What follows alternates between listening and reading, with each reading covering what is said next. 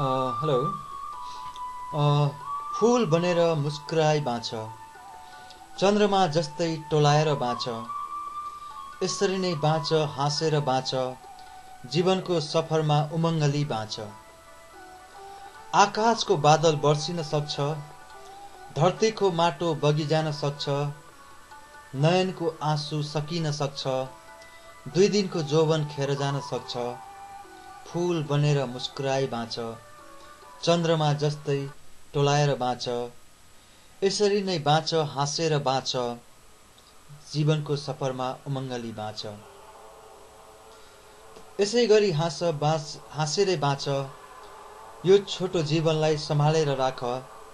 तिम्रो त्यो मनमा चोट लाग्न सक्छ, तिम्रो आफ्नो आँसु व्यथा बन्न सक्छ, जहाँ तिम्रो आफ्नै कथा हुन सक्छ, हाँसोमा तिम्रो खुसी हुन सक्छ। फूल बनेर मुस्कुराई बाँच, चन्द्रमा जस्तै टोलाएर बाँच।